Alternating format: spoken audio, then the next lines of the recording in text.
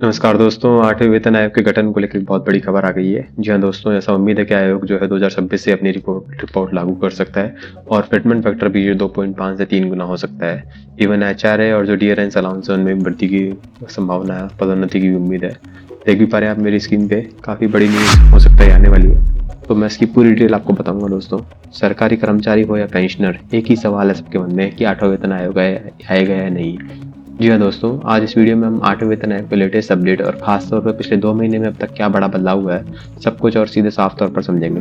सबसे बड़ी खबर मैं आपको बता दूं कि भारत सरकार ने 8वें वेतन आयोग के गठन को मंजूरी दे दी है। जी हाँ दोस्तों, अब यानी चयन की प्रक्रिया सिर्फ चयन ही नहीं, एक्शन मोड में आ चुकी है।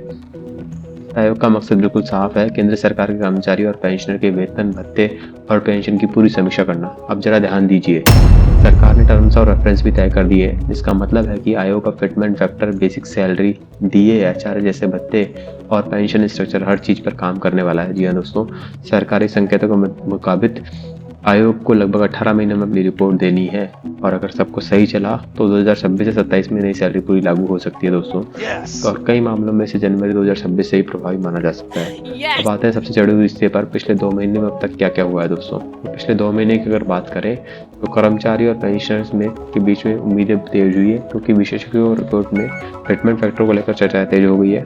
अनुमानों के मुताबिक 8वें वेतन आयोग में फिटमेंट फैक्टर 2.5 से 3 के बीच में हो सकता है। अगर ऐसा हुआ तो बेसिक सैलरी और पेंशन में बड़ा उछाल तय माना जा रहा है। इतना ही नहीं दोस्तों, कुछ राज्यों में सरकारों ने भी संकेत दिए कि वे केंद्र की सिफारिश के बाद अपने राज्यों में वेतन राशि में बदलाव कर सकती है। यानी अब सिर्फ केंद्र तक ही सीमित नहीं रहेगा।